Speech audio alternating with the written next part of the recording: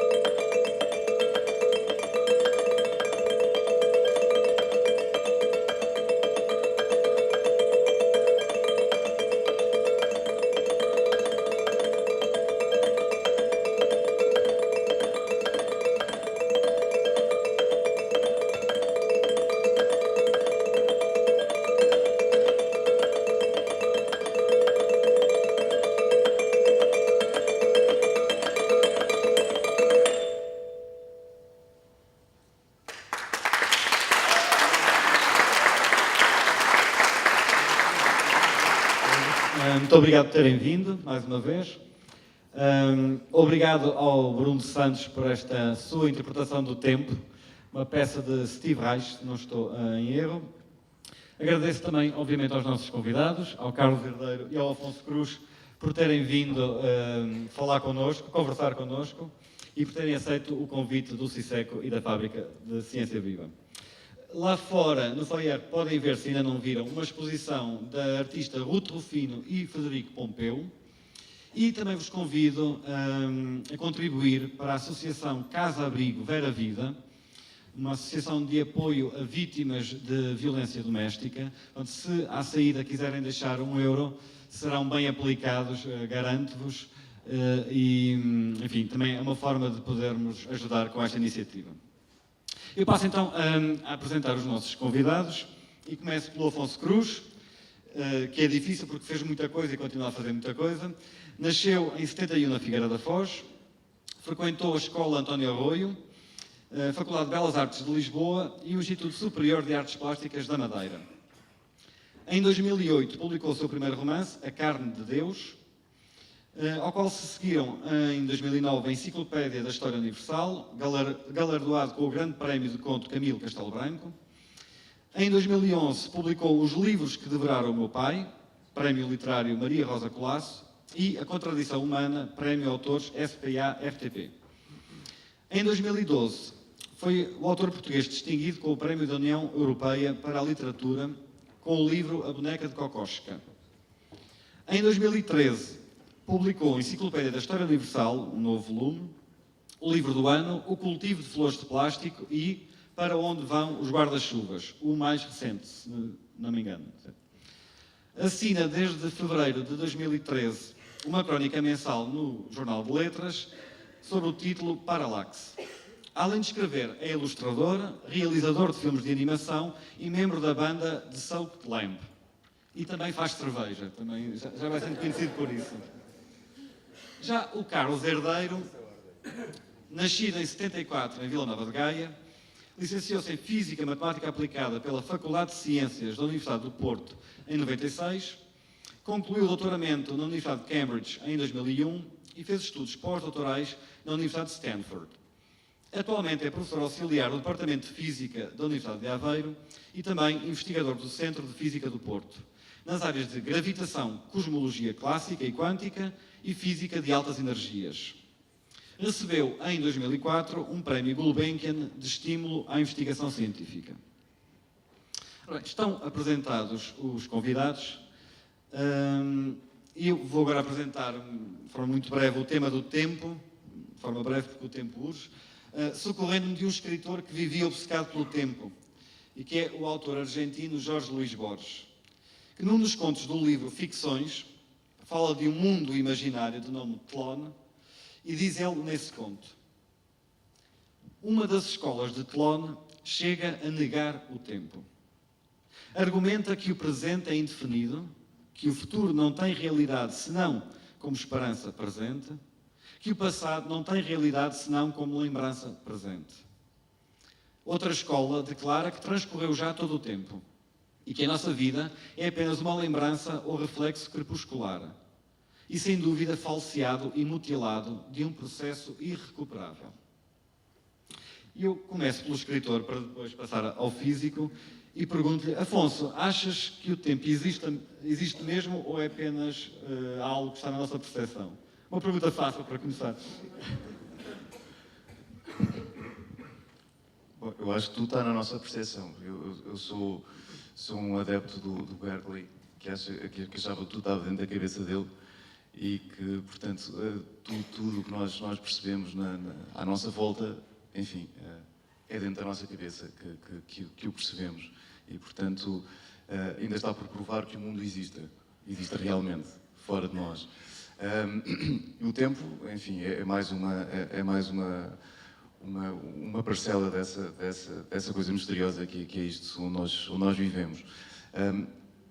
A verdade é que para Santo Agostinho era até a coisa mais misteriosa de todas e que se fosse explicada, basicamente nós compreenderíamos Deus. Curiosamente, a literatura lida muito com o tempo e nós estamos sempre a maior parte das histórias focam-se na perda, que é uma coisa fundamental do tempo, uma das características que nós identificamos automaticamente com o tempo, que é precisamente a perenidade das coisas, a eternidade, o facto ou a inexistência de eternidade, até porque o tempo pode ter nascido e ter acabado, da mesma maneira que pode ter existido desde sempre, acho eu. Não sei se estou a dizer algo mais neira, mas eu acho que existem pelo menos essas duas hipóteses. Ou pelo menos têm-se batido ao longo de muitos anos essas duas vertentes. Porque, por exemplo, para os hindus existem ciclos de criações do universo e depois de destruições, etc. Mas para a Igreja Católica, por exemplo, já o universo nasceu do nada e de repente há alguma coisa que surge. E, portanto, esse espaço e esse tempo deve ter surgido a partir do zero. Eu acho que nós, acima de tudo, vivemos numa sociedade, eu até já escrevi sobre isto, não é propriamente, e a nossa vida não é bem um contínuo espaço-tempo, é um contínuo falta de espaço e falta de tempo. E precisamente porque vivemos em apartamentos, eu agora, por exemplo, vivo no campo e tenho muito essa noção de espaço, de ter espaço, e o que é que isso significa. Porque e o tempo também mudou? O tempo muda automaticamente, mas o meu espaço na cidade, a minha noção de ar livre era um pouco entre a minha casa e a entrada do autocarro. A saída do autocarro e a porta do emprego. Nós não temos muito essa noção de ar livre e de espaço. E uma coisa até curiosa é que nós ficamos com muita pena depois quando vemos os animais enclausurados, fechados, em lugares muito... Obviamente estão confinados, mas nós também passamos o tempo dentro de espaços que, se nós imaginarmos, são ridículos, não é? Às vezes são 20 metros quadrados, outras vezes são menos. E também depois, além da falta de espaço, há a falta de tempo, que nós trabalhamos 8 horas para, a maior parte das vezes, produzirmos coisas que não nos interessam minimamente, e a maior parte dos trabalhos são isso. Isso tem a ver com o facto de acumulamos coisas e precisamos de acumular coisas, portanto, e por isso faz um tipo de trabalho que não é útil e não é gratificante no imediato, ou seja, eu se fosse um índio na selva, se calhar, se tivesse sede, ia buscar água. Mas eu, vivendo numa sociedade em que é preciso acumular coisas, eu levanto-me às 8 da manhã para ir buscar água durante o dia todo, para acumular numa cisterna. E isso é um tipo de coisa completamente... Eu não tenho sede, eu não tenho aquela sede toda, mas tenho de fazer estes percursos. E isso dá-nos cabo da vida, tira-nos tempo, rouba-nos tempo. E nós acabamos por ter uma vida muito pouco gratificante também porque há esse desfazimento muito grande entre aquilo que desejamos, entre a nossa vontade e aquilo que temos de fazer para fazer cumprir uma sociedade deste tipo. E, obviamente, que a literatura lida muito com esta coisa da morte, e a arte lida muito com a morte, que no fundo é uma irmã gêmea do tempo. Portanto, a corrosão de todas as coisas, a corrupção das coisas. Porque nós identificamos a beleza muito possivelmente porque a perdemos.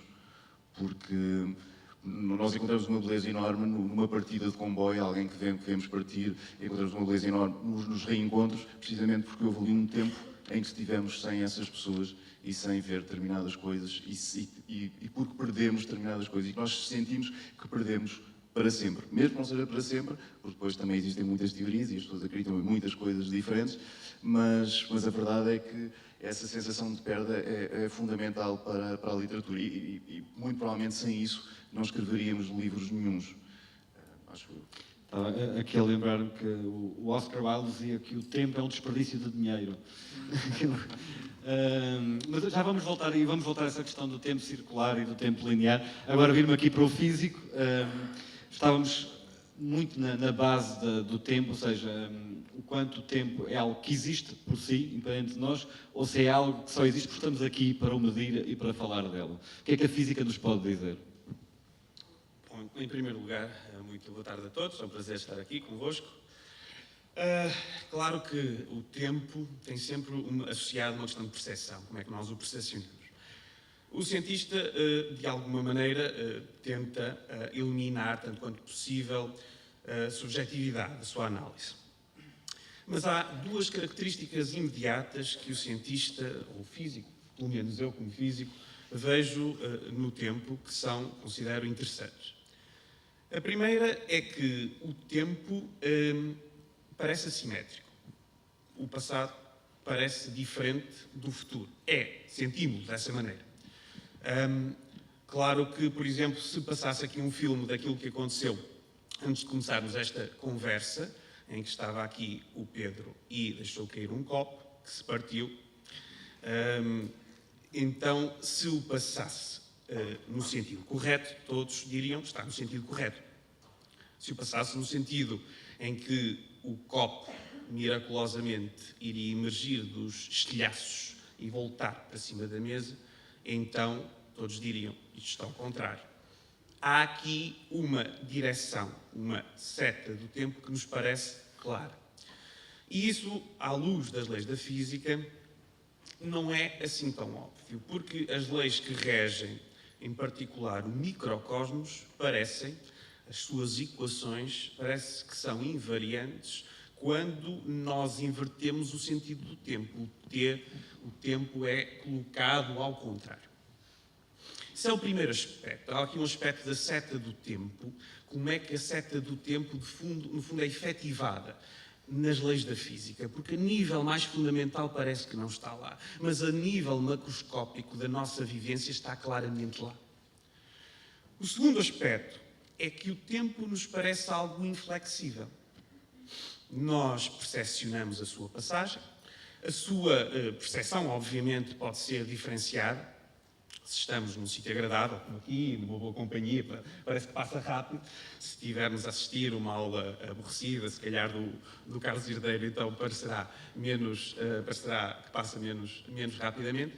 Mas se utilizarmos o instrumento de medida, o relógio, e o relógio funcionar bem, parece que a cadência é constante para todos. Passa a 1 segundo por segundo. 1 segundo para o Carlos, 1 segundo para o Nuno, 1 segundo para o Afonso. E aquilo que a física do século XX nos veio a ensinar, e de alguma maneira estas ideias revolucionaram a nossa concepção do tempo, do espaço, foi que o tempo é mais elástico do que aquilo que parece. O tempo não é inflexível. E nós podemos medir uma passagem do tempo diferente de outros observadores que estão a fazer outras coisas. E dependendo de onde nós estamos no universo, nós podemos medir uma passagem do tempo que nos parece normal, com uma cadência normal, mas que quando comparamos com outros observadores, noutros lugares do universo, então há de facto uma cadência diferente na passagem do tempo. Estas ideias, que inicialmente pareciam, enfim, quase que heresias, foram de facto verificadas pela experiência. Nós já fizemos experiências a medir, fazemos todos os dias, de facto, o tempo em situações, por exemplo, aqui à superfície da Terra, onde temos um campo gravitacional, ou numa constelação de satélites, e o tempo passa de uma maneira ligeiramente diferente nestes satélites do que passa aqui, por causa do campo gravítico. Isso, de facto, é um ingrediente importante na tecnologia que utilizamos hoje em dia. E se nós hoje sabemos que o tempo pode passar de uma maneira diferente, dependendo de onde estamos e daquilo que fazemos, começamos a poder especular, porque é muito interessante especular, não é? Portanto, e pensar como é que poderia ser o mundo. Não só como é que ele é, mas como é que poderia ser. E começarmos a especular se podíamos manipular o tempo, se ele é elástico, se o podíamos curvar tanto até o dobrar sobre si mesmo e, de alguma maneira, viajar nele, de uma maneira controlada, para o futuro ou para o passado. Há um cartoon que eu costumava apresentar quando falava de viagens no tempo, que é do Calvin, que eu acho que é muito interessante. em que o Calvin, com a sua, enfim, o seu espírito habitual, está a fazer um trabalho de casa. E o trabalho de casa, provavelmente, é o que é que ele quer ser quando for grande. Não diz lá, mas é o que se subentende. E ele diz, quando for grande, quero inventar uma máquina do tempo. E então, viajarei para ontem. E daí, viajarei para amanhã. E assim, evitarei fazer este estúpido trabalho de casa. E neste cartoon, portanto, com 4 imagens, tinha subjacentes os 3 tipos de viagens no tempo. 3 tipos de viagens no tempo diferentes. Em primeiro lugar, temos que dizer que somos todos viajantes no tempo, como estava a dizer anteriormente. O tempo passa para nós, mas passa com esta cadência que nos parece universal. E depois ele fala que gostaria de viajar para o passado. E estas são aquelas viagens no tempo verdadeiramente excitantes, em que íamos para o passado e depois surgem esses paradoxos, que nós poderíamos intervir na nossa, enfim, família no passado, o meu avô, e depois poderíamos até fazer qualquer coisa ao avô, ele desaparecia, e não tinha tido o meu pai ou a minha mãe, e depois como é que eu estava lá? Portanto, geram-se estes paradoxos. Mas também está a viagem para o futuro, em que eu posso fazer qualquer coisa, em que, para mim, passa 1 hora, mas para alguém passa muito mais tempo. Por exemplo, 100 anos. E aí, se eu fizesse isso, eu envelheceria normalmente, mas quando eu, por hipótese, viajaria de volta ao planeta Terra, onde teriam passado 100 anos, aí, de facto, seria uma realidade diferente. Eu teria viajado para o futuro. E aquilo que as leis da física nos ensinam é que, de facto, estas viagens para o futuro são possíveis. Por causa da diferente cadência do tempo em diferentes situações no universo. As viagens para o passado são mais interessantes. Mas essa discussão, se calhar, guardamos para aqui um bocadinho. Sim, não vamos queimar os cartuchos todos. Afonso, esta ideia que vem da relatividade, do tempo passar de forma diferente para cada um dos observadores, é algo que podemos quase pensar lá em termos literários, o que é que acontece na literatura. Não é? Há também vários tempos a passarem-se na literatura e então quando introduzimos o leitor e o autor ainda as coisas se complicam mais, não é? Como é que tu concebes, quando estás a escrever ou a ler, como é que os tempos para ti, como é que os pensas? Bem, claro, há sempre, até porque um livro normalmente tem um tempo, passa-se num tempo qualquer. Aliás, e há até quem diga que os livros já são por si só viagens no tempo, porque se eu estiver a ler os diálogos de Platão, eu estou a ler os pensamentos de Platão, e estou de certa maneira a viajar no tempo. Se ler um livro passado noutro sítio qualquer, ou que foi escrito numa época remota, eu estou a viajar para o passado de alguma maneira, ou pelo menos a conhecer algumas dessas coisas vistas com a perspectiva de uma pessoa que viveu nessa época. E depois, claro, todas as perspectivas de todas as personagens, e muitas vezes nós temos isso, são perspectivas diferentes ou podem ser do mesmo acontecimento. E cada pessoa vai ver a coisa de maneira diferente. Eu ontem estava a falar disso por causa precisamente dos programas de futebol, em que nós temos, porque isto parece um estudo extremamente objetivo, não é? E quando falamos das coisas à nossa volta, mas uma falta comentada por 3 pessoas de 3 clubes diferentes é vista de maneira completamente diferente. Eles passam meia hora a discutir uma falta que é vista de imensos ângulos, há imensas câmaras a filmar, portanto não há só uma, que poderia dar aso bom, se calhar estamos a ver mal aqui alguma coisa. E ainda vêem em câmara lenta. Não sei quais são especialistas, são pessoas a ver e têm opiniões exatamente opostas sobre o mesmo caso. E isso é muito interessante para a literatura, evidentemente, porque isso é que é a grande riqueza humana, é essa capacidade de com inúmeras mentiras, criar uma verdade. E quase podemos dizer que a verdade é um somatório de mentiras, de ficções. Destas ficções todas, somos todos, na verdade, comentadores de desporto, a olhar para o mundo e a dizer que é falta, que não é falta, ou que devia ser cartão amarelo ou cartão vermelho, e todos com opiniões realmente muito diferentes. E isso é muito útil na literatura, evidentemente. E essa relatividade. que não é muito não é propriamente a relatividade do tempo, mas os livros realmente conseguem encerrar e ter também um aspecto mais ou menos mágico e onírico, à semelhança dos sonhos, até porque nós num sonho, por exemplo, conseguimos ter a sensação de que passaram anos, ou dias, ou meses, e o sonho passou 100 segundos. E, portanto, não seria possível, ou fisicamente possível, que esse sonho contivesse tanto tempo lá dentro. E, no entanto, dá-nos, pelo menos, a sensação, e pode ser só uma sensação, uma mera sensação, de que decorreu imenso tempo.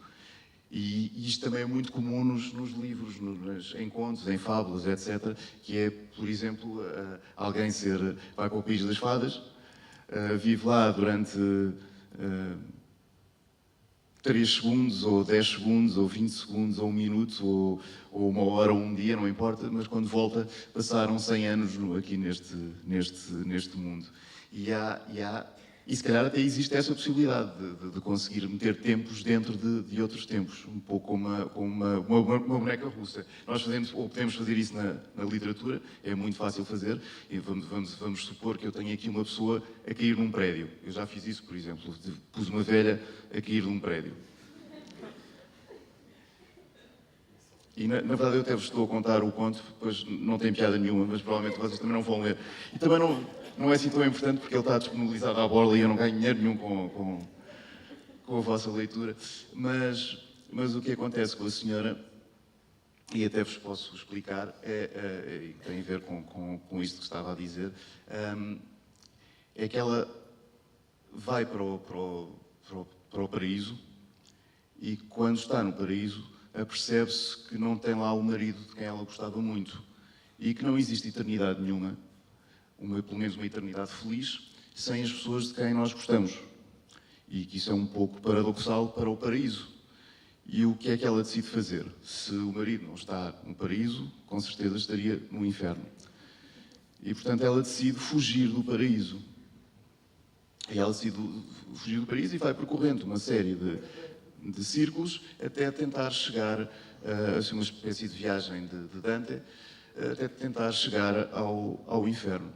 E nós percebemos no fim do livro, e portanto, ao longo, à medida que ela vai, do conto, à medida que ela vai percorrendo esses círculos, que ela está num 7º, depois vai para um 6º, para um 5º, para um 4º, para um 3º, etc. Ela vai revendo a sua vida, vai vendo a sua vida toda, como se diz que as pessoas, quando morrem, veem a sua vida toda passar pela frente. E o que acontece é basicamente isto. E depois, no final do conto, percebemos que ela, na verdade, tinha-se atirado da janela de um lar chamado Paraíso, que os senhores que estavam vestidos de branco não eram anjos, eram enfermeiros, e que ela se estatelou no chão. Portanto, o último coisa do inferno era o resto do chão.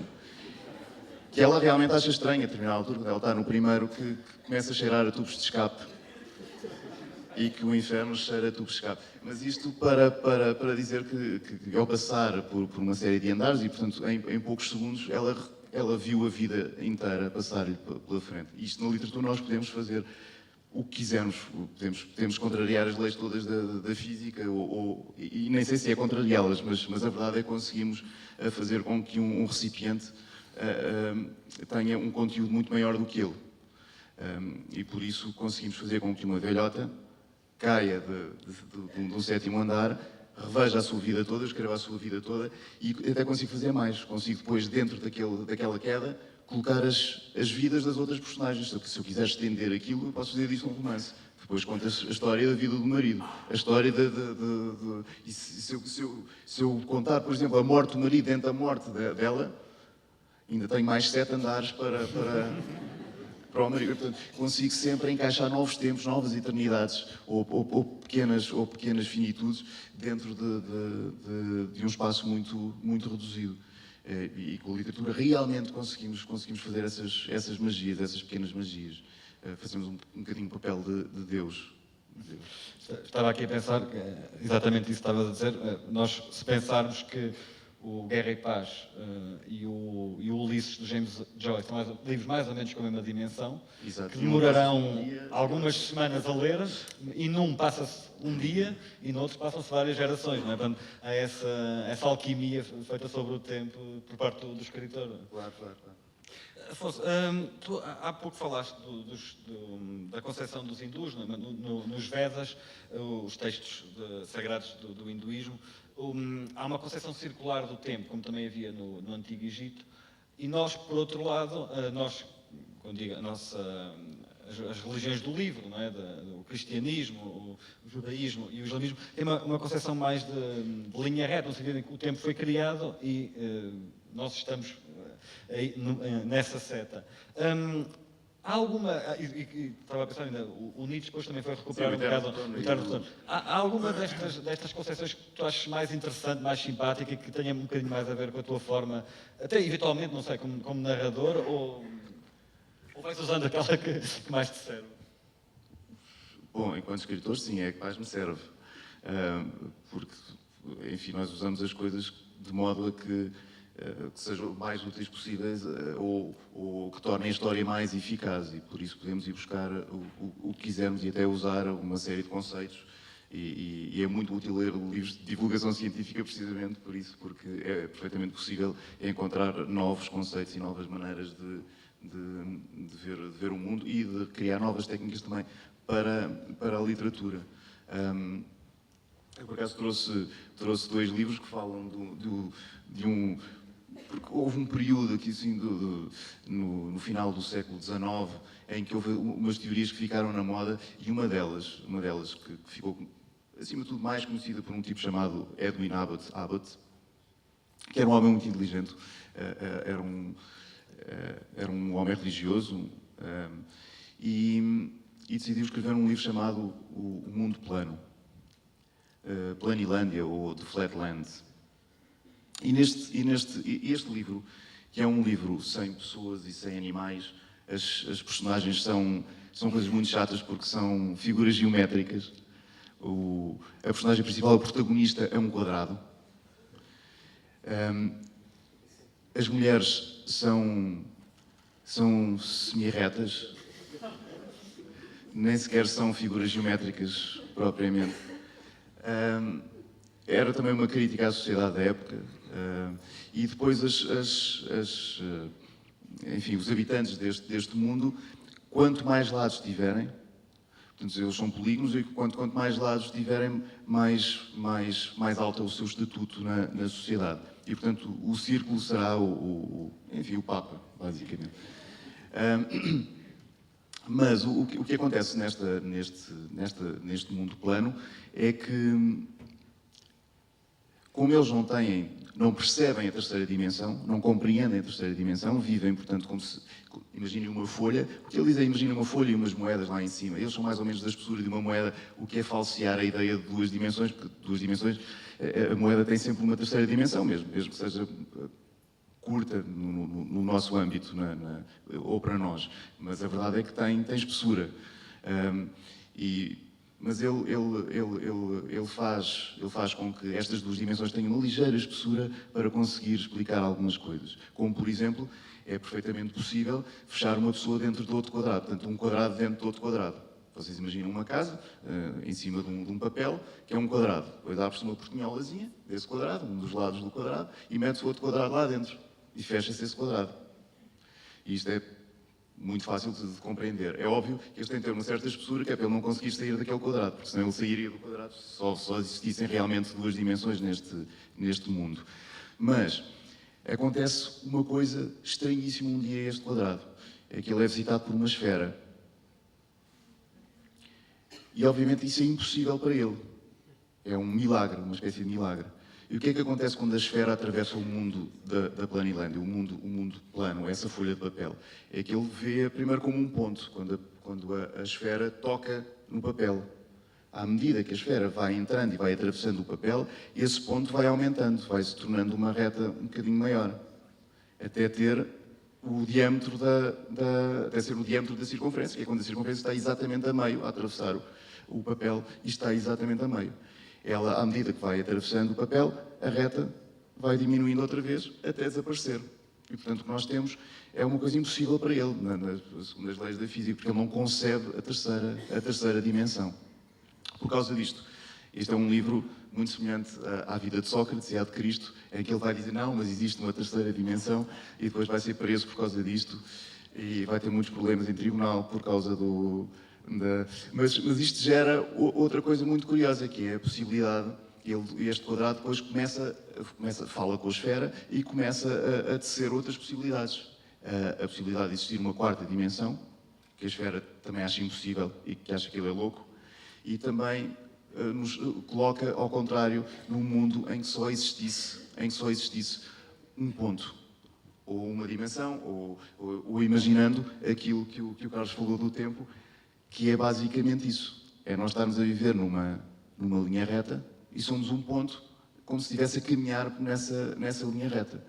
E o que ele especula é que nós não temos a percepção das outras dimensões, como se o tempo tivesse outras dimensões, exatamente como o espaço tem 3, o tempo também deveria ter outras dimensões, ou ser tratado como uma dimensão espacial. E nessa altura, Acho que vamos agora pedir aqui ajuda ao físico, porque vamos já em muitas dimensões. Carlos, esta questão que eu pus ao Afonso do tempo circular ou do tempo em linha reta, é algo que a física também não resolveu muito bem, pois não? Ou melhor, as duas, não digo tanto o tempo, mas o universo, se houve um começo e estamos a ir na mesma direção, ou se há aqui um cíclico. E por outro lado, quantas dimensões é que há? O tempo é uma dimensão como as outras, não é? Porque é que não é ou porque é que é? Muito bem. Então, isto dá pano para mangas, de facto. Em primeiro lugar, relativamente a essa questão de se o tempo é uma dimensão como as outras. Para um físico, uma dimensão é um grau de liberdade. E o tempo é um grau de liberdade, porque eu, para especificar um evento, eu tenho que dizer onde e quando. Aquilo que os físicos, alguns físicos e matemáticos, perceberam já há muito tempo, isto até antes da relatividade generalizada, tem um século estas ideias, talvez um pouco mais, na literatura certamente, foi que há certas propriedades físicas, que também são coisas que nós podemos chamar um grau de liberdade, como a carga elétrica, que podiam ser geometrizadas, podiam ser vistas como uma outra dimensão, do género das dimensões do espaço. E esta ideia tornou-se muito popular no passado, na física. Começou, por exemplo, em 1919 com um senhor chamado Kaluza, um senhor alemão, e depois um outro Klein, Oscar Klein, em 1926, que introduziram a ideia de que se houvesse mais do que as 3 mais uma dimensões, já chamando ao tempo uma dimensão, já lá iremos ser igual ou não às outras, mas se houvesse para além dessas outras dimensões, todas estas com caráter espacial, inicialmente mais uma, também aquilo que nós chamamos os fenómenos elétricos e magnéticos pareceriam muito mais análogos aos fenómenos gravitacionais. De alguma maneira é simples de perceber isto. Deixem-me dar-vos uma imagem que tem a ver com a projeção da realidade que o Afonso estava a falar. Imaginem que só conseguem ver uma projeção da realidade. Tenho aqui um ecrã e não conseguem ver a profundidade. Imaginem agora que eu tenho aqui 2 bolas e as 2 bolas podem estar numa trajetória de choque ou então podem ter profundidade diferente e passar uma pela outra. Acontece que vocês só veem a projeção. E, portanto, para distinguir as bolas que chocam e que voltam para trás daquelas que passam uma pela outra, provavelmente serão levados a introduzir uma nova propriedade às bolas. Há bolas do tipo A e do tipo B. Quando, no fundo, é uma questão geométrica.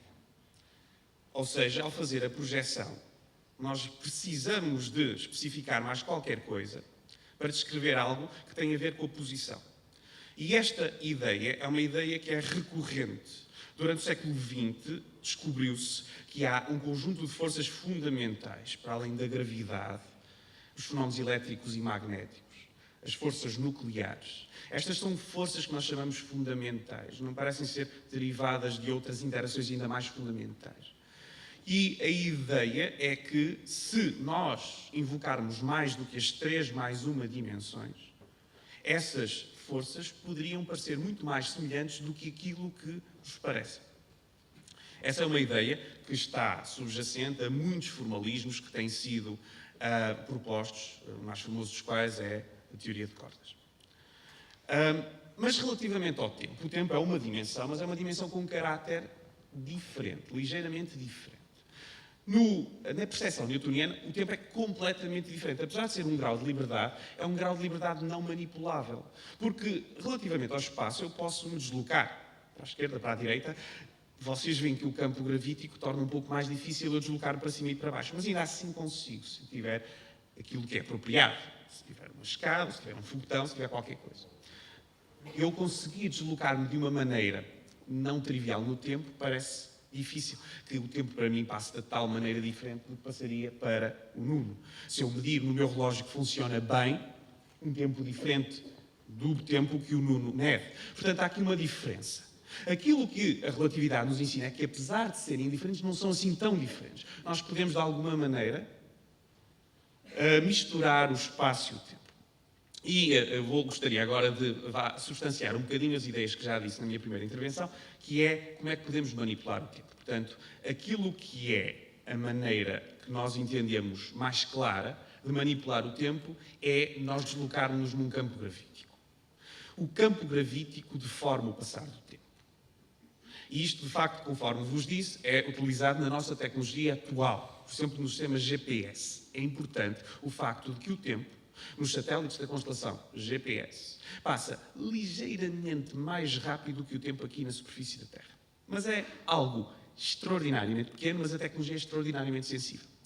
Como é que podíamos agora fazer o efeito mais significativo? Se nos deslocássemos para campos gravitacionais mais intensos. Se eu fosse para a superfície do Sol e passasse lá uns dias, 6 dias, se fizer umas contas, e se comparasse, depois de voltar à Terra, o meu relógio com alguém que ficou aqui na Terra, 2 relógios que funcionam os dois bem, eu iria constatar que para a pessoa que passou aqui na Terra o tempo todo, e teria passado mais 1 segundo no seu relógio do que para mim, de acordo com as leis que nós, neste momento, dizemos que são válidas. Portanto, eu teria viajado ligeiramente para o futuro dessa pessoa. 1 segundo não é nada. A pessoa tinha envelhecido mais 1 segundo do que eu. Mas se em vez de ser o Sol, imaginando que poderia sobreviver a estar perto do Sol, etc., se fosse para um objeto que nós chamamos um buraco negro, que representa o campo gravitacional mais intenso, é algo que tem um campo gravitacional tão intenso que nem a própria luz consegue escapar. Se eu passasse algum tempo na vizinhança da superfície, da fronteira do buraco negro, que se chama o horizonte de acontecimentos, poderia, ficando lá, passar um tempo arbitrariamente longo na Terra. Portanto, se eu fosse lá, tinha uma nave espacial, e eu era muito resistente, tinha que ser um buraco negro supermassivo, como aquele que acreditamos que existe no centro da nossa galáxia, porque aí, na vizinhança, pelo menos se ele estivesse isolado, as forças que nós chamamos de maré, as forças gravitacionais não nos iriam destruir. Então, eu voltaria à Terra e poderiam ter passado 600, 1000, 2000 anos. E, portanto, eu não conheceria ninguém, nem os filhos dos meus amigos, nem os filhos dos filhos dos filhos. Eu teria viajado para o futuro. E isso, de acordo com aquilo que nós pensamos que são as leis da física, hoje, tem evidência experimental. Portanto, o tempo é manipulável. Ele é uma dimensão, no sentido de ser um grau de liberdade, e é manipulável. A questão fundamental, o interessante é realmente o quão manipulável é ele. E isto é um assunto recorrente na ficção científica. O Afonso trouxe ali o livro do H.G. Wells, A Máquina do Tempo, e esse é um dos livros que trata este assunto, que é fascinante. O que é que nos dizem as leis da física? Bom, dizem-nos que não há qualquer evidência que nós possamos viajar para o passado. Há muitos paradoxos, mas é um assunto que não está verdadeiramente fechado. O Stephen Hawking, que é um cientista que provavelmente a maior parte de vós conhecem, é uma das pessoas que pensou em muitos problemas fundamentais da física teórica moderna, relacionados com a cosmologia, com os buracos negros, com o tempo. E ele tem uma conjetura baseada nos cálculos e num exemplo, não é uma prova matemática, mas é um exemplo, chamada a conjetura da proteção da cronologia, que diz, e este é o corolário do exemplo que ele trabalha matematicamente, as leis da física não permitem viagens para o passado. E depois, e a prova disso, é que nós ainda não fomos invadidos por hordes de turistas no futuro. E eu pergunto, mas como é que temos a certeza? É que eu sei que aí não está nenhum turista do futuro. E tem um pacto de não agressão. Não sabemos. Outro episódio famoso também é que, portanto, quando ele propôs esta ideia, há sempre muitos curiosos que mandam e-mails para as pessoas, os cientistas profissionais que trabalham com isto e que depois de vez em quando aparece qualquer coisa no jornal. E houve uma pessoa que o contactou na Universidade de Cambridge e perguntou se ele tinha as equações das viagens no tempo. E ele, isto é um fax, aliás, respondeu depois por fax para a pessoa, até podem ver na internet, se procurarem, a dizer, infelizmente ainda não, caso contrário, ganharia a lotaria todas as semanas. Portanto, há muitos paradoxos associados às viagens no tempo, mas qual é a base científica para isso? Eu acho que um dos exemplos mais curiosos tem a ver com um nome que é o de Kurt Gödel. Gödel era um matemático, um indivíduo muito curioso, um homem que trabalhou na lógica e que tem um resultado que obteve ainda no doutoramento dele, que se chama o teorema em inglês é incompleteness, em português às vezes traduz como incompletude, penso que é uma palavra que talvez não exista, mas enfim, incompletude, em que basicamente ele mostra algo que é profundo e que os matemáticos, os lógicos, acham muito profundo, que é nós achamos a matemática uma linguagem rígida que elimina a subjetividade, mas que também elimina outra coisa que pode acontecer na linguagem vulgar, algumas afirmações que não são bem definidas. E há exemplos mais ou menos triviais, tipo eu dizer que esta afirmação é falsa. Mas é falsa? Então se é falsa, a afirmação diz que a afirmação é falsa, é verdadeira. Estou a perceber a lógica. E, portanto, o que ele mostrou é que em qualquer sistema axiomático, matemático, há algumas frases, proposições que podem ser construídas e que são contraditórias ou são incompletas. Portanto, o sistema é incompleto. Isso é o trabalho dele na lógica, mas ele trabalhou também na relatividade geral, a teoria da gravidade de Einstein. Aliás, ele coabitou, ou pelo menos coexistiu com Einstein no Instituto de Estudos Avançados de Princeton, para onde Albert Einstein foi em 1933, desenvolveram uma amizade, davam longos passeios, conversavam muito. Gödel era um sujeito muito misterioso, falava pouco. Mas em 1949 ele escreveu um artigo em que pela primeira vez ele mostra que as equações da relatividade geral têm soluções onde, dada uma certa configuração do campo gravítico, seria possível voltar para o passado. E, portanto, havia outras soluções, de facto, já anteriores a isto, a esta solução, com as mesmas propriedades. A solução dele é, por um lado, mais interessante e, por outro lado, ele reconhece-o. Ele reconhece esta característica, que não era trivial. E ele, portanto, vê que há a possibilidade de conseguir isto. Mas o que é que isso quer dizer? Nós, quando temos equações na física, temos soluções para essas equações, não quer dizer que as soluções aconteçam na realidade. Eu tenho uma solução para as equações da mecânica onde eu consigo pôr aqui uma vara, na vertical, muito direitinha, e um elefante equilibrado lá em cima. Se a vara aguentar, tiver a resistência suficiente. Isso não acontece, porque é instável. E a grande questão relativamente a isto é isso mesmo. É se estas coisas podem acontecer na realidade. Não são soluções matemáticas, que essas existem. E aí é que, de facto, como se costuma dizer, a porca torce o rabo, mas... O elefante, não é? Neste caso, o elefante. Já na ficção é possível, não é, Afonso? Na ficção conseguimos pôr um elefante em cima de uma vara, independentemente da distância. Todas estas teorias, estes modelos da ciência, é algo a que estás atento, é algo que usas ou que te é útil para a ficção? Ou há uma outra tradição ligada, por exemplo, à ficção científica, uma outra tradição de lidar com o tempo e com estas questões eminentemente literárias que acaba por te alimentar mais? Não, tudo serve de alimento. Eu acho que nos alienarmos de uma parte do conhecimento é já por si negativo. Acho que se nós pudermos ler o o máximo que conseguirmos de quase tudo, perfeito. Pelo menos para mim, eu acho que ficamos seres mais completos, portanto, quando adquirimos mais perspectivas e mais ideias. Eu às vezes até me perguntam isso nos meus livros, porque dizem, falas muito de religião. E, por exemplo, no Jesus Cristo bebia cerveja. Falo de religião. E eu digo, pois falo, mas tem lá um tipo que é um cético, é um ateu, é um homem de ciência. E não que o ateísmo seja exclusivo da ciência, porque há cientistas carentes, evidentemente, mas ele é o clichê e o chavão do ateu, do materialista ateu. E, portanto, na verdade, o que acontece nesse livro é que tento colocar essas hipóteses todas. E é um livro muito baseado nas transformações, naquilo que nós nos podemos transformar, nas nossas metamorfoses, e por isso convém e é importante ter lá todas as ideias que os homens têm, ou todas as ideias, entre aspas. Evidentemente não estarão todas, mas pelo menos várias ideias que se calhar que nós achamos que não podem conviver, normalmente achamos que elas não podem estar juntas, mas que eu acho interessante encontrar um consenso e encontrar um lugar onde elas se possam encontrar. E por isso, no Jesus Cristo Bebia Cerveja existem essas vertentes todas. Tal como depois também me esforço para que as pessoas consigam ter essas múltiplas camadas, porque acho muito mais interessante que uma pessoa as tenha, porque nós achamos que nós somos determinado indivíduo, determinada pessoa, e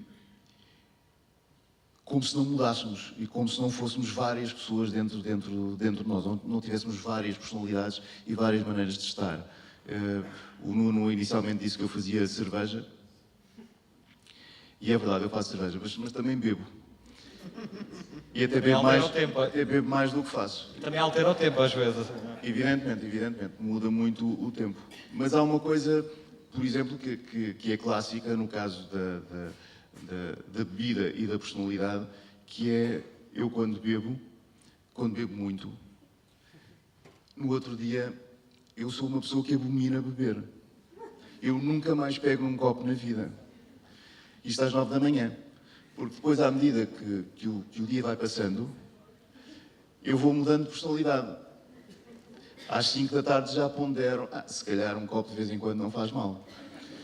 Até é saudável. E ao jantar já sou a pessoa outra vez que gosta de beber um copo de cerveja ou mais. E portanto esta maneira de ser ou de estar não está solidificada, não existe uma coisa só. E, portanto, as pessoas não são só uma coisa. E eu tento que as minhas personagens tenham essas camadas todas, as nossas próprias contradições, e vivam com essas contradições.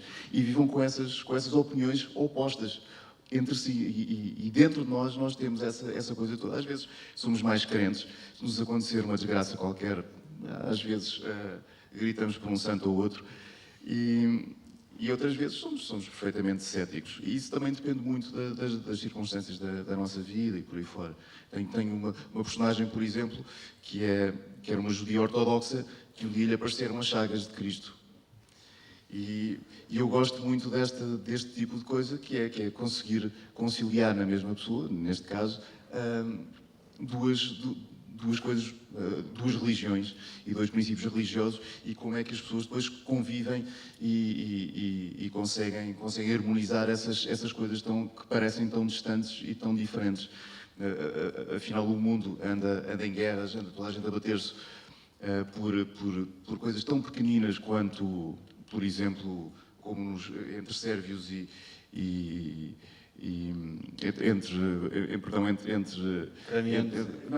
entre católicos entre a Igreja Latina, digamos assim, e a Igreja Oriental, e só porque são ortodoxos. E lembro de ter uma conversa precisamente com um condutor de tanques, coisa que até já escrevi no JL. Não precisas dizer mais nada, tive uma conversa com um condutor de tanques, é logo uma frase maravilhosa. Um ex-condutor de tanques croata que estava a dizer, quer dizer, eu sou católico, eles são ortodoxos, como é que nós nos podemos dar alguma vez? E nós estamos a falar de uma religião que basicamente é a mesma. Eles separaram-se por causa de uma palavra, do filioque, que foi basicamente acrescentaram no credo o Espírito Santo provinha do Pai, inicialmente, no credo inicial, e o que acrescentaram no concílio, em que os bispos orientais não compareceram, mas enfim, provém do Pai e do Filho, e também do Filho. Portanto, foi este também. O problema era o... Isso criou uma cisão e uma ruptura enorme, e hoje andam-se a matar ainda por causa desta palavrinha. Ou, basicamente, é verdade, depois as igrejas evoluíram de maneira diferente, já têm uns rituais diferentes, etc. O pão, por exemplo, não é levedado, aliás, não é levedado no catolicismo, mas é levedado na Igreja Ortodoxa. As missas duram muito mais tempo, duram 2 horas, às vezes, 2 horas e tal, e dá muito mais tempo aos padres adormecerem também, né? Porque eles depois ficam a ver e realmente adormecem. E tem três espaços diferentes, portanto, as coisas são vistas de maneira diferente. Mas isto para dizer que é tão difícil harmonizarmos com o outro quando nós próprios e dentro de nós muitas vezes não conseguimos essa harmonia. E é muito interessante quando nas personagens nós conseguimos colocar todas essas perspectivas e essas camadas diferentes e as conseguimos fazer conviver. Porque, acima de tudo, para nos darmos com o outro, primeiro temos de conseguir essa harmonia interna, porque senão também não vamos conseguir com as outras pessoas. Se nós cá dentro não conseguirmos, enfim, muito dificilmente faremos como deve ser fora de nós. Muito bem, eu vou aproveitar que ainda não disse. Nós vamos depois, no final, responder a perguntas do público. Vão circular em umas raparigas com os coletes da fábrica, que têm os cartões que podem pedir para escrever a vossa pergunta. E no final recolhemos as perguntas e vou passá-las aqui aos meus convidados. Carlos, de novo para a física. No livro Na Breve História do Tempo, do Stephen Hawking, ele fala da questão se existiria ou não tempo antes do Big Bang. Enfim, é uma das coisas. Portanto, esta ideia que talvez nos perturba um pouco, que o tempo tenha nascido num certo momento, não é? que não existisse antes. E pronto, eu queria te perguntar um pouco se o que está vigente em termos da física hoje é isso, pronto, que o tempo teve um início concreto. E, por outro lado, e esse é o passado do tempo, se quiseres, e, por outro lado, o futuro do tempo, ou seja, neste momento, que teorias mais ou menos concorrentes é que há para explicar um pouco esta questão das dimensões, mesmo a própria concepção do tempo, falaste das cordas ou de outras teorias. Também há qualquer coisa que eu li há tempos sobre a hipótese do tempo quantizado, como a matéria é quantizada e a luz, se o tempo também poderá ser quantizado. O que é que nos podes dizer um pouco dessas regiões mais inóspitas da... Só perguntas fáceis, só perguntas fáceis. Se fosse perguntas fáceis, não valia a pena. Bem, então a primeira pergunta sobre o início do tempo. Estamos a entrar num campo que é bastante especulativo, como é óbvio, mas como eu disse, é bom especular também. O Hawking tem uma perspectiva que eu acho que é um bocadinho parcial, porque ele fez na década de 1980 uma proposta. Ele estudou cosmologia. E, como sabem, se não sabem, portanto, deixem-me dizer umas palavrinhas sobre isso, a cosmologia é a ciência que estuda o universo como um todo. E o universo poderia ser um lugar muito aborrecido, onde nada acontecia a larga escala, porque a pequena escala temos as nossas vidas, poderão ser mais ou menos aborrecidas, mas a larga escala o universo não é algo que é estático, que sempre existiu da mesma maneira. Aquilo que acontece é que, tal como o tempo é elástico, também o espaço é elástico. De facto, a teoria da relatividade generalizada de Einstein descreve o campo gravítico como a geometria do espaço e do tempo. Daí esta relação. E na década de 1920 houve uma série de observações que já vinham a ser feitas na década anterior e onde se descobriu que as galáxias se afastavam de nós e quanto mais longe elas estão de nós, mais rapidamente se afastam de nós. E, portanto, é como se imaginarem vocês todos aqui nesta sala, de repente, começam-se a afastar uns dos outros. Quanto mais longe estão, mais rapidamente se afastam. Imaginem que se levantam todos e começam a andar aleatoriamente. Esta situação que eu acabei de escrever é praticamente impossível de acontecer. No entanto, se mantiverem sentados nas vossas cadeiras e se o que acontecer foi que o chão começa a esticar, da mesma maneira em todo lado, é exatamente isto que vai acontecer. Afastam-se todos uns dos outros e quanto mais longe estão, mais rapidamente é a velocidade de recessão. Portanto, esta observação, que seria difícil de explicar, aceitando, há aqui um princípio, que nós não temos uma posição privilegiada no universo e, portanto, aquilo que nós vemos seria aquilo que nós veríamos se estivéssemos do outro lado qualquer. Seria difícil de explicar à luz de movimentos peculiares, mas era muito fácil de explicar à luz desta nova teoria que tinha aparecido uma década antes, que postulava que o espaço era elástico. Não postulava, mas era assim que descrevia. Descrevia assim a interação gravítica, como o espaço e o tempo, elásticos. E, portanto, isso começou-se a ter esta imagem do universo em expansão. E se o universo está em expansão, se nós começarmos a olhar para trás, então ele era mais pequeno, de alguma forma. E, eventualmente, no passado, se chegar-se a um ponto onde a matéria começava a ficar muito junta, onde as densidades aumentam, onde as energias aumentam e, portanto, nós vamos chegar a um ponto onde as nossas leis, as leis da física tal e qual as conhecemos, começam a ser postas em causa, porque estamos a falar de situações muito extremas. E, basicamente, isso é o Big Bang. O Big Bang é um nome que acho que é um nome para a nossa ignorância, mas que, no fundo, é essa situação que, revertendo a seta temporal, pelo facto de termos um universo em expansão, encontramos no passado. E aqui, então, temos uma situação onde podemos ter várias possibilidades. Será que é o pré-Big Bang ou será que estamos a falar do início do tempo?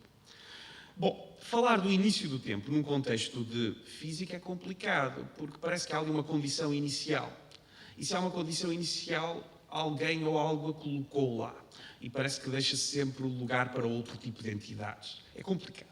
Aquilo que o Hawking, que certamente não é uma pessoa religiosa, fez, foi uma proposta que se baseia num formalismo que ele ajudou a desenvolver, que se chama a proposta que a fronteira é não ter fronteira.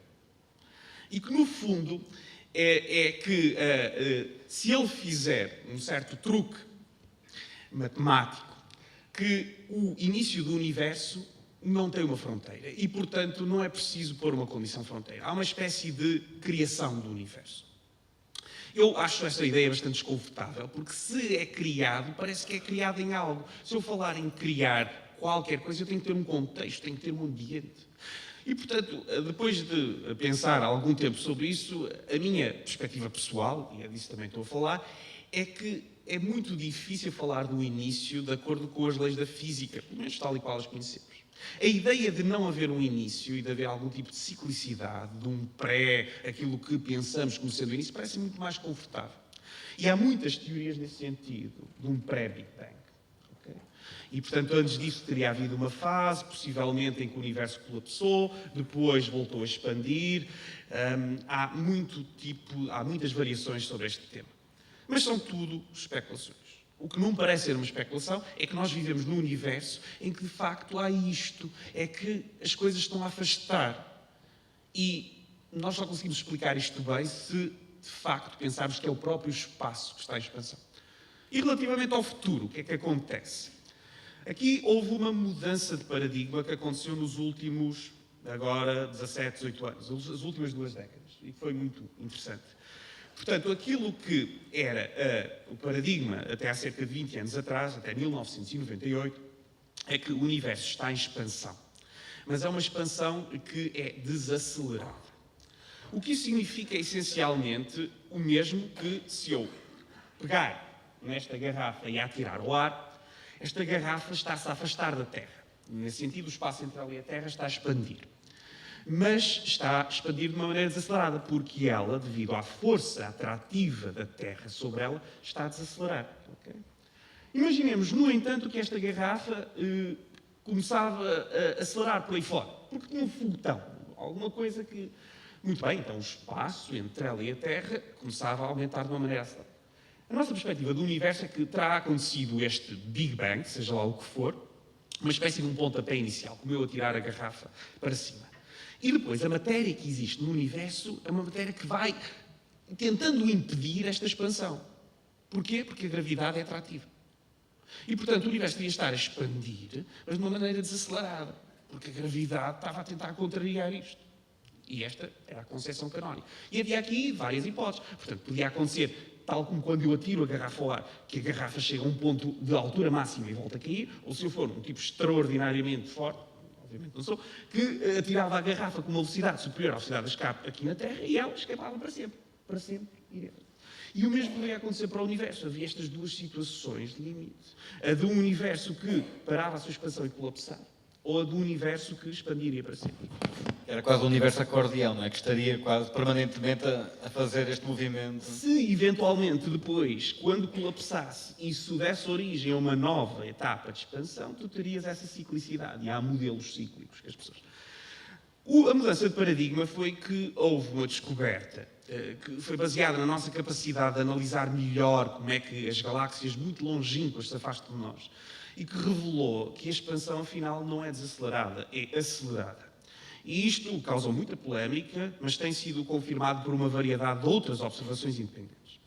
E o que isso parece querer dizer é que, tal como se a garrafa, para esta garrafa acelerar daqui, teria que ter uma fonte de energia, um foguetão, parece que existe aqui algum tipo de fonte de energia que gera um efeito repulsivo.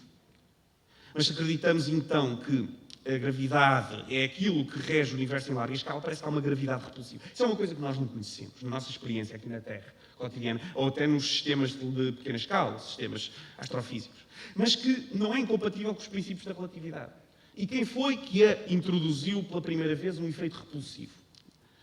Foi o próprio Einstein, em 1917, se não me falha a memória, ele escreveu um artigo famoso que introduziu um conceito chamado constante cosmológica. O que é a constante cosmológica? A constante cosmológica é um efeito repulsivo que a estrutura matemática das equações permitia que ele acrescentasse e que fazia com que ele pudesse ter um universo em equilíbrio, porque Einstein não gostava da ideia que o universo podia estar a crescer ou a diminuir. Estas soluções já estavam na calha, mesmo antes das observações da década seguinte, da Hubble. Ele não gostava desta ideia por uma razão simples, é que se ele tiver a expandir ou a colapsar, há sempre uma singularidade, que é esta parte onde nós não conseguimos resolver as equações, ou o tal Big Bang, ou um Big Crunch. Ele não gostava dessa ideia. Então ele disse, não, o melhor é que o universo seja estático. E inventou uma solução, mas era preciso equilibrar a gravidade. Então introduziu esse termo repulsivo. Essa solução tem um problema, é altamente instável, porque há equilíbrio, mas é só por um tamanho muito específico, etc. Mas aquilo que as observações de 1920 e 1998, que parecem indicar a expansão acelerada do universo, vêm indicar é que, se calhar, o universo em larga escala é dominado por uma tal constante cosmológica do mesmo tipo que Einstein introduziu. O grande problema é que ninguém sabe o que isso é. Há uma coisa que se põe nas equações, resolve e tal, mas o que é que isso é em termos de física fundamental? Ninguém sabe. E não só ninguém sabe, mas parece ser estranho, porque é um tipo de matéria e energia que, quando nós duplicamos o espaço, porque o espaço está a expandir, a sua densidade mantém-se constante. E se a energia é conservada, pelo menos na nossa concepção normal de energia, se expandimos e temos lá a mesma energia, a densidade tem que diminuir. Só que isto não viola a conservação de energia. Isso acontece de outra maneira. Pronto. E, portanto, deixa-me só para concluir, que eu também não quero monopolizar isto, só para dizer o seguinte, que é, se a expansão continuar acelerada, se isto for verdadeiramente uma constante cosmológica, o que vai acontecer é que o universo não pode recolapsar. Porque para recolapsar, primeiro, a velocidade tem que diminuir. Para expandir, como uma garrafa. Isso significa desaceleração. Mas quem dominar for este fenómeno, o universo irá expandir-se de uma maneira acelerada, para sempre. E conduzirá a uma espécie de big... Bom, agora há aqui vários tipos de mortes. Pode acontecer uma morte térmica, porque a energia vai sendo tão diluída, ou até que a constante cosmológica poderia se tornar relevante a pequenas escalas. Estes modelos era necessário, de facto, que a constante cosmológica fosse crescendo de alguma forma, e há um nome que é o Big Rip.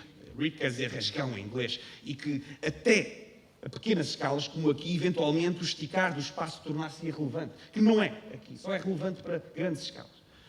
Portanto, há aqui vários cenários, mas certamente que ninguém sabe, essa é a resposta curta.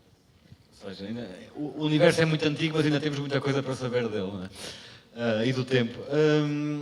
Afonso, voltando agora um bocadinho à questão da narrativa e da ficção, no livro Canto Nómada, do Bruce Chaplin, em que ele fala essencialmente dos aborígenes australianos, ele descreve como os aborígenes utilizam o canto para, como um mapa do território, para descreverem percursos entre o território que eles conhecem, que eles habitam. E, portanto, o canto é como que o fio que liga as montanhas, os rios, eles vão cantando essas montanhas, esses rios, e assim têm uns territórios, uns trajetos pessoais, ou das tribos, que vão transmitindo. Será que a ficção, os livros de ficção e os livros de história são um pouco a nossa forma de encontrarmos um percurso, não no espaço, mas no tempo? E os livros, acho eu, são uma maneira de nós encontrarmos percursos no espaço, no tempo, em tudo. Os livros, pelo menos para mim, são uma parte fundamental da minha vida. E há essa possibilidade quase, que já falámos, que é quase mágica de nos... São quase uma espécie de arca de Noé. Se eu quiser salvar alguma coisa de mim, não estou muito interessado em salvar o meu nariz. Não que não goste dele, mas não é propriamente aquilo que eu mais prezo. Aquilo que eu gostaria de preservar são as ideias, acima de tudo. Aquilo que, se calhar, de um modo mais corriqueiro, eu chamaria de alma. E os livros servem um pouco para isso. Não é? Eu posso colocar e escrever aquilo que penso, ou aquilo que imagino, ou aquilo que sinto. E de certa maneira, aquilo preserva-se e fica lá durante mais tempo. E, portanto, acho que os livros criam estes percursos e também, obviamente, nos dão uma visão do mundo e explicam-nos o mundo de determinada maneira. Não só os livros, mas a ciência, a religião, etc. As pessoas compreendem o mundo de maneiras diferentes conforme são mais religiosos, menos religiosos, etc. Há uns anos, há muitos anos, há séculos, provavelmente as doenças eram por causa de determinados demónios ou determinados espíritos. Agora até podia voltar a falar de cerveja. Inicialmente não se conheciam as leveduras e, portanto, as cervejas eram fermentadas naturalmente, as leveduras eram transportadas pelo ar, caíam dentro do mosto, o mosto começava a ferver. E era um processo mágico para a maior parte das pessoas. Era tão mágico que algumas pessoas até se aproveitavam disso. Nos fermentadores havia sempre um crucifixo por cima do fermentador, porque como as leveduras eram selvagens, podia sair uma zurrapa com uma ótima cerveja. A gente nunca sabe qual é a levedura que entrou por ali. Se fosse uma levedura bárbara, se fosse uma levedura alemã, se calhar a coisa saía bem. Mas como não se sabia, punha-se um crucifixo. E depois ia lá o padre benzer o mosto, ou o bispo, e o cervejeiro tinha de dar uma percentagem ao padre ou ao bispo. Mas isto para dizer que depois a concepção do mundo mudou, depois nós percebemos que havia leveduras, mas isto muda radicalmente a nossa maneira de estar e de pensar.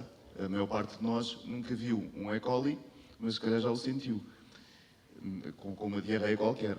E a verdade é que nós, apesar de não vermos muitas das coisas, tal como eles também não viam os espíritos e os demónios, a verdade é que os sentiam de alguma maneira. Era uma explicação do universo, era a explicação que lhes servia na altura. Nós hoje temos outra explicação.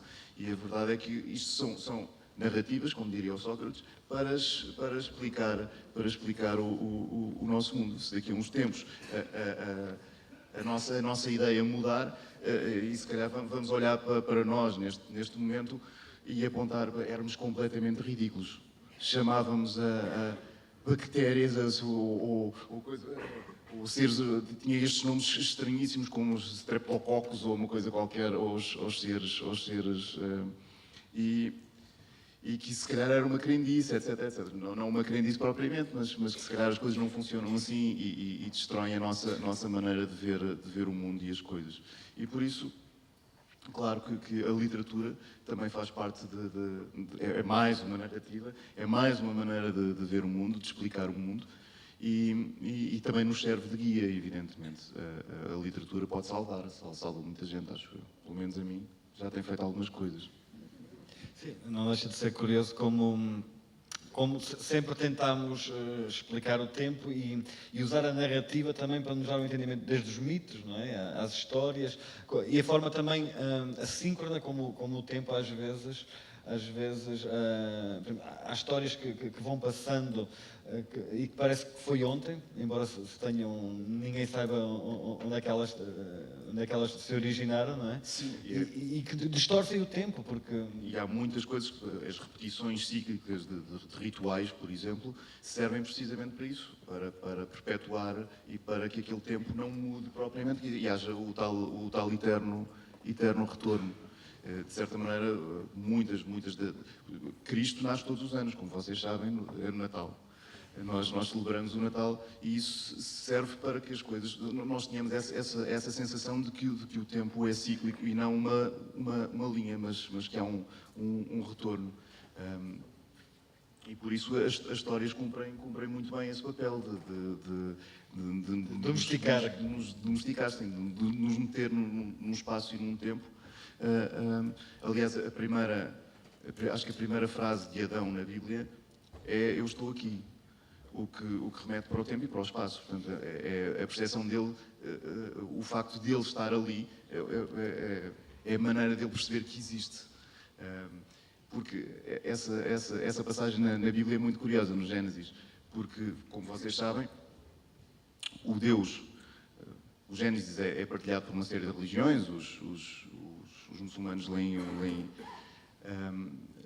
os 5 primeiros livros, pelo menos, os judeus, evidentemente, é a Torá, os católicos também, mas a maior parte dos cristãos também o faz. E o que é que acontece é que, pelo menos para os cristãos, para a maior parte dos cristãos, Deus é omnipotente, é omnisciente e omnipresente. E nesse início, nesse primeiro ou no segundo capítulo, acho que no segundo capítulo, Deus pergunta a Adão onde é que ele está. E, portanto, isso não faz sentido, quer dizer, que Deus omnisciente é este, que não sabe onde é que está. Acabou de criar os homens, pô-los ali num jardim, e não sabe onde é que ele anda, por amor de Deus. E o que é que acontece? Depois, os judeus têm esta coisa de fazerem muitas perguntas sobre isso, e realmente isso não faz sentido e tal, e depois dão a resposta. Não é que Deus não soubesse, mas ele faz a pergunta ao homem: onde é que tu estás? Para que ele possa responder, para que ele possa perceber do lugar e do tempo em que está, em que existe. Uma espécie de GPS divino. Exatamente. E de repente o homem pode dizer eu sou, e passa a existir. Porque nós até temos essa percepção, se calhar não existíamos. Eu por exemplo, não me lembro da minha infância até determinada idade, porque provavelmente não tinha percepção e não tinha consciência de mim. E nós passamos a ter essa memória mais tarde. Uma memória que depois nos é roubada. Por exemplo, a minha mãe já não é viva, mas ela tinha essas memórias, as memórias dos meus primeiros 5 anos, que eu perdi. Eu já não as tenho. Eu nem sequer sou dono da minha vida completa. Uma parte dela pertencia às pessoas que estavam mais próximas de mim. E quando elas morrem, uma boa parte de nós vai com elas. Isso não haja a menor dúvida. E por isso as histórias são fundamentais. As histórias que a minha mãe me contou da infância são a única coisa que sobreviveu dessa altura. E, portanto, são também uma espécie de sobrevivência ao tempo e à morte. Eu estava a pensar que esta questão do tempo é tão fulcral que até muitas vezes as religiões têm uma necessidade também de controlar o tempo, seja com as festas, seja de forma cíclica, seja mesmo o calendário, não é? O calendário foi mudando muitas vezes e ainda hoje temos calendários diferentes em diversos... Até tem-se uma história engraçada com o calendário ortodoxo, não é? No Monte Athos. Sim, destas assincronias do tempo. Exatamente, foi um problema de tempo também, que eu fui, a determinada altura da minha vida, resolvi entrar no Monte Athos. O Monte Athos é uma península grega onde só vivem monges. Vivem cerca de 2.000 monges lá. Não há mulheres, nem fêmeas de qualquer espécie. Não há gatas, não há burras, não há mulas. Há machos e há burros, e aquilo são caminhos de cabras, e como eu costumo dizer, de cabras, não de bodas, porque realmente não há cabras. Mas então, é um espaço sem mulheres, e eles há muitos anos, há muitos séculos, e eles mesmo sendo ameaçados de lhes serem retirados apoios comunitários, eles mantêm as mulheres afastadas. Portanto, já sabem que é um sítio onde a maior parte de vocês nunca irá, não poderá ir, ou pelo menos metade de vocês. Mas eu estive lá e o que acontece é que eles nunca fizeram mudança do calendário gregoriano, porque o calendário começou a ficar um bocado desfasado, a Páscoa estava quase no verão, e então atrasaram-se 10 dias. Mas no Monte Athos não. Eles mantêm o calendário antigo. E o que é que me aconteceu? Foi que eu entrei para o Monte Athos, por causa do mau tempo não consegui sair.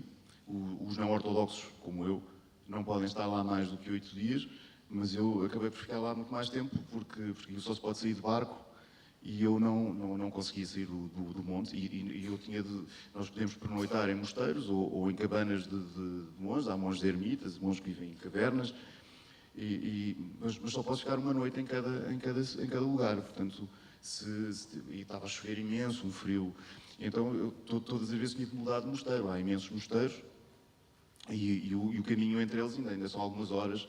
Todos os dias tinha de caminhar à chuva e não sei o que, à espera que um dia houvesse uma aberta e o barco pudesse aparecer e me levar embora dali. Entretanto, enquanto estive lá, aconteceu o Natal, no mundo lá fora. Como o Natal deles é 10 dias depois, eu mantive-me lá, já cheio de problemas, porque eles começam a fazer jejum, e quando eles começam a fazer jejum também não lhes dão comida. E eu felizmente tinha comprado um pão com azeitonas, e lá fui alimentando pão e azeitonas durante esses dias de jejum. E, de repente, 2 dias antes do Natal deles, apareceu o barco. E eu fui-me embora. E, portanto, não passei o Natal nem fora, nem lá dentro. Foi um ano em que eu não tive Natal. Foi-me roubado o Natal. Conseguiste fugir temporalmente ao Natal, que é uma coisa notável. Cheguei a tempo do Ano Novo, mas o Natal foi uma coisa assim. Carlos, eu não sei se tens alguma coisa a acrescentar a esta questão da domesticação que o homem fez do tempo, seja em termos de calendário, seja em termos do relógio, da luta que foi para nós conseguirmos controlar o tempo, não é? Que não foi uma coisa fácil. Não sei se tens algo a acrescentar. Posso dizer algumas coisas sobre os calendários. Aliás, o Afonso estava a falar dos 10 dias em que o calendário gregoriano ficou desfasado do ciclo solar, porque o homem precisa de rotinas. As rotinas ajudam-no, na minha opinião, a tentar, a pensar que controla. E nós necessitamos de pensar que controlamos a nossa vida e, portanto, compreendermos o ciclo solar. Há vários ciclos, não é? O mais óbvio é o ciclo dia-noite, portanto, depois há um ciclo anual que já não é tão óbvio assim, mas que vai-se percebendo que existe, as estações sucedem-se. E, portanto, os homens cedo deverão ter-se apercebido que era preciso, na época em que o clima estava melhor, tinham que arranjar mantimentos, etc, etc.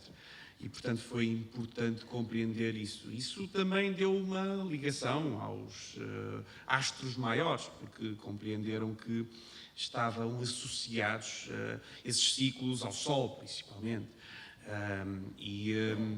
Portanto, o que acontece é que esse ciclo solar, é um ciclo que se repete, que tem aproximadamente 365 dias, mas não são exatamente 365 dias. De facto, são aproximadamente 365 dias e um quarto, mas não são bem 365 dias e um quarto.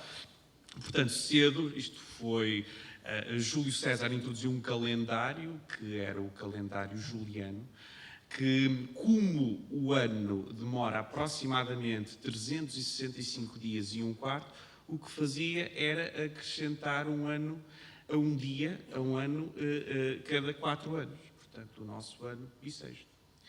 Só que, de facto, há um desfazamento porque o ciclo solar não demora 365,25, mas demora 365,24 qualquer coisa, e, portanto, passado algum tempo começou-se a acumular. E por volta de 1580 havia já um desfazamento de 10 dias entre o ciclo solar real e o calendário. E o Papa Gregório, 13º, estou a olhar para a minha cábula, que é ali o meu colega Alexandre Correia, que sabe estas coisas melhor que eu. A ajuda do público não vale. Ainda tenho, são 3 ajudas. São 3 ajudas. Ainda podes ligar a alguém. E, portanto, o que se fez foi, estava-se a acrescentar, no fundo, demasiados dias. E, portanto, o que se passou a fazer é que certos anos que deveriam ser bissextos passaram a não ser bissextos. E isso corrigiu. Mas, na altura, dado haver o desfazamento, foi necessário limpar 10 dias. Portanto, em outubro de 1580 e qualquer coisa, 10 dias não existiram. Passou-se do dia 5 de outubro para o dia 14 de outubro. E foi assim que se resolveu o problema. É bom para o ordenado, é mau para quem tem prazo a cumprir, não é? Eu não sei como é que fizeram com os ordenados, mas se fosse com o atual governo, desconfio que sei. Sim, o atual governo é mais capaz de pôr mais 10 dias que não estavam lá. Bem, vamos então passar aqui às perguntas do público. E a primeira não é uma pergunta, é uma afirmação muito categórica de não há tempo, não há espaço, com pontos de exclamação. É uma visão. Agora, uma pergunta que pode ser para ambos. Porquê é que o tempo parece andar mais rapidamente nos dias que correm? É apenas uma questão de percepção? Existe algum fenómeno que explique esta constatação? Não sei quem é que quer pegar nisto primeiro. Talvez aqui o Afonso que vive no Alentejo, se calhar sente isto ainda mais. Sim, o tempo das pessoas ali é diferente, é um bocadinho diferente, em algumas coisas. Por incrível que pareça, as pessoas ali esperam, quando chegam a um cruzamento, esperam realmente que o carro que vem lá ao fundo se aproxime e passe.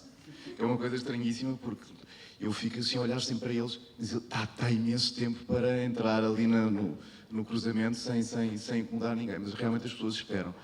E tem esta sensação diferente do tempo.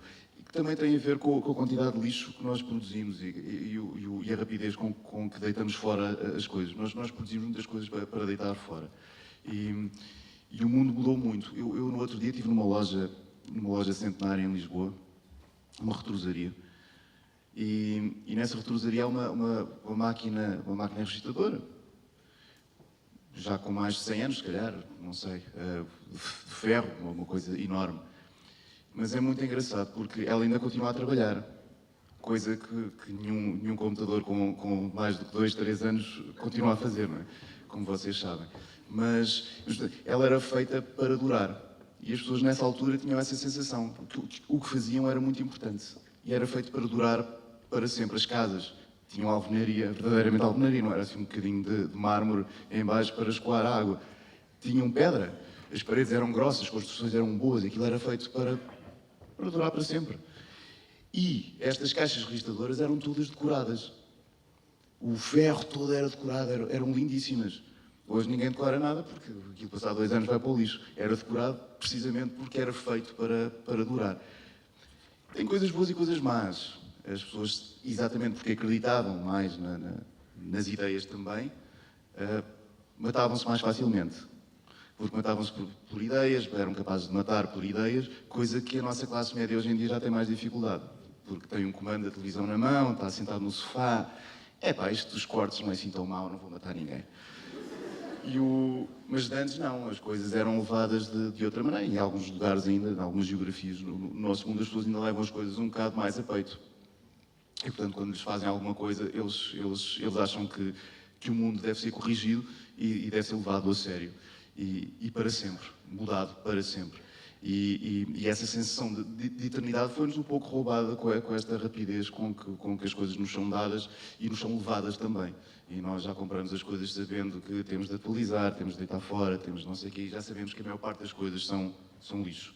E o que nós produzimos é lixo. E tenho muito essa sensação também no campo, que é o papel da reciclagem também. Eu não sinto que quando estou a entregar papel para reciclar, eu não vejo os meus livros em papel reciclado. Não é com aquele papel. O que eu vejo depois é aparecer outra indústria diferente, que usa o meu papel, que depois vendem outro tipo de blocos e outro tipo de coisas. Mas é outra indústria ainda. E de antes de embalarem tudo e de fazerem o lixo para cada vez que a gente compra um bocado de feijão, a verdade é que a gente comprava as coisas a granel, avulso. E portanto não havia estas coisas. E no campo não havia nada mais amigo da natureza do que essa vivência. Ou seja, eu comprava o feijão, o que sobrava dava às galinhas, dava aos porcos, o que não desse para aí punha na lareira, as cinzas iam para o campo outra vez, tudo se aproveitava. Como começámos a viver com o plástico, que é, como sabem, o subproduto do petróleo, enfim, passámos a fazer muito pior à natureza. E o que eu acho que se deve fazer em relação à reciclagem, mais do que reciclar, é acabar já com o lixo que se produz inicialmente, não é? E, portanto, tentar evitar esse lixo inicial, porque aí já não é preciso essa reciclagem. porque nós só precisamos reciclar precisamente por causa destas embalagens todas. Cada vez que a gente compra um telemóvel, quantas embalagens, quantas caixas, vem um folheto traduzido em 10 línguas. Enfim, por aí fora. E temos realmente uma noção muito diferente, e no campo há realmente ainda uma noção diferente de tempo e da utilização das coisas. As coisas realmente ainda têm um valor diferente daquele que tem as coisas para as pessoas que vivem nas cidades e que vivem de um modo muito frenético, a maior parte das vezes, e sempre baseado nas novidades. Nós sofremos um pouco com isso, as novidades nas livrarias, os livros que têm de haver essa tal novidade para as pessoas comprarem, quando na verdade não há motivo nenhum para isso. Até porque a maior parte dos bons livros não são as novidades, são os clássicos, precisamente. Não digas isso, não, depois não vendemos livros. Não, mas às vezes perguntam-me isso, que livro é que eu devo ler seu? E eu digo, olha, não perca tempo comigo, leia os clássicos. O Afonso está a dizer isto, mas tem lá fora os livros todos à venda, portanto. Então vou aqui fazer uma pergunta ao Carlos. Quais são os métodos usados atualmente para medir e comparar essa elasticidade do tempo? Portanto, presumo que seja a questão da gravidade, da influência da gravidade. Bom, existe um longo historial de experiências para medir o tempo. Uma que se tornou famosa foi feita na década de 70, chama-se a experiência da Eiffel e Keating, e consistiu em colocar relógios atómicos em aviões e colocá-los a dar a volta ao mundo. E tentava-se, e de facto conseguiu-se medir que aqui há dois efeitos. Há um efeito devido ao facto da gravidade, a altitude a que os aviões estão ser ligeiramente diferente da gravidade da superfície da Terra. Há um efeito devido à velocidade. O que é importante destacar é que são efeitos muito pequenos e, portanto, é preciso serem relógios muito precisos. E foi feito, como disse, com relógios atómicos. Talvez a primeira evidência experimental de que o passar do tempo depende, por exemplo, do campo gravítico, conforme tentei explicar, é uma experiência da década de 1960, chamada experiência de Pound e Repton, que foi feita na Universidade de Harvard, e que consistia pura e simplesmente em mandar um raio de luz para cima e para baixo numa torre, uma torre com cerca de 20 metros de comprimento, e o que se pretendia medir é que o sinal, os fotões, alteravam a sua frequência. A frequência da luz, a luz é um fenómeno cíclico, na medida em que são, de alguma maneira, oscilações do campo elétrico e magnético, e, portanto, é o relógio. O que é um relógio? É um fenómeno periódico, que nós utilizamos em casa, por exemplo, que é menos sofisticado, um pêndulo, é um fenómeno periódico. Toda a medição do tempo se baseia em fenómenos periódicos. E a luz pode ser um relógio muito sofisticado. E o que foi feito nestas experiências foi verificar a mudança da frequência, portanto quase que dos batimentos, dos relógios fotões. Esta experiência só foi possível na década de 60 porque se tinha descoberto um efeito chamado efeito Mossbauer, que permitia medir aquilo que se pretendia medir com a precisão, porque lá está, são fenómenos extraordinariamente pequenos. E a razão pela qual nós acreditamos, e é certamente uma excelente aproximação, que o tempo é uma coisa absoluta, ou pelo menos igual, o seu fluir, a sua cadência, é algo que não conseguimos influenciar. Acreditamos nisso, é porque os fenómenos que corrigem são fenómenos que não pertencem ao nosso cotidiano. São, primeiro, efeitos muito pequenos, e quando se tornam realmente importantes, de acordo com aquilo que nós percebemos hoje, são situações extremas, e nós não vivemos nessas situações extremas. Portanto, hoje em dia é mais vulgar fazer medições, por exemplo, deste fenómeno que se chama o desvio para o vermelho gravitacional, ou redshift gravitacional. Já a distâncias, a alturas do metro, consegue-se ver o diferente batimento destes relógios ópticos, fotões, com uma diferença da altura do metro, porque a precisão experimental se tornou absolutamente extraordinária. Só que, evidentemente, que isto não parece afetar as nossas vidas. Como disse, é preciso ir para situações extremas para conseguirmos obter algo que, integrado, parece que é uma viagem para o futuro.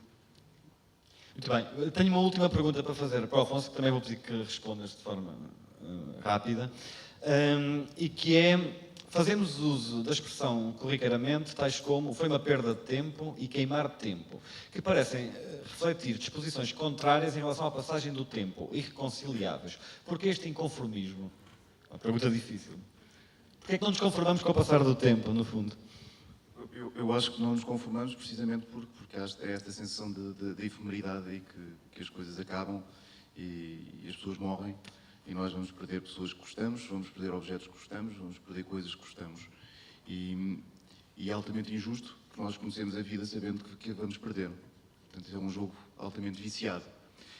Não é garantido, porque pode acontecer que nós vivamos para sempre. Pode acontecer verdadeiramente. Hoje em dia já se fala na possibilidade de fazer o download da nossa alma, basicamente, uma coisa. Mas O pior é se alguém pirateia a nossa alma. exatamente, ou um vírus. Mas há também outras hipóteses. Já nos anos 60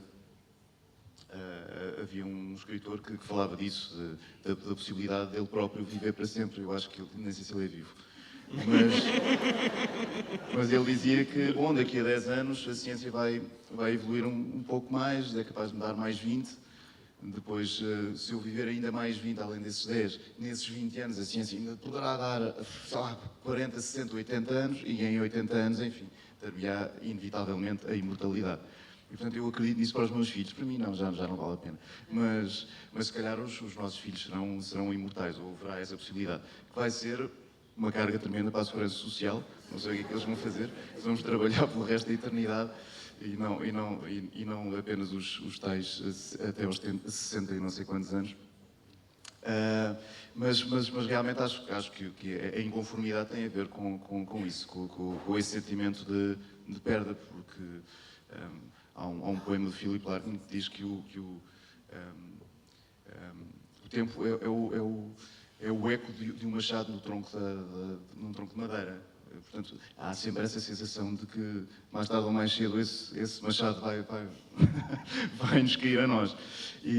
Portanto, também nos dá um sentido de beleza, etc., como falei, e de dramatismo, e que é muito importante para as histórias, é muito importante para a nossa vida. Aliás, o Borges, e começaste com o Borges, ele tem um conto fantástico sobre isso, precisamente num mundo de imortais, num mundo onde não há efemeridade, em que as pessoas viverão para sempre. Chega um viajante a esse mundo e cai num buraco e não consegue sair daquele buraco. E o que é que acontece? Ninguém o ajuda. Ninguém o ajuda porque não é preciso. Eu posso ajudá-lo amanhã, depois da amanhã, daqui a 2 séculos, daqui a 1 milénio, eu vivo para sempre. Porque é que há de ser hoje ou há de ser... Ele ficou lá uns 200 anos. Na verdade, ele ficava lá eternamente, porque a nossa pressão existe porque a nossa vida é efêmera e começa e acaba. E a percepção disso faz com que nós possamos fazer coisas boas. E isso é muito bonito. Eu posso ser bom e devo ser bom porque vou morrer. Se eu não for morrer, eu realmente posso fazer tudo.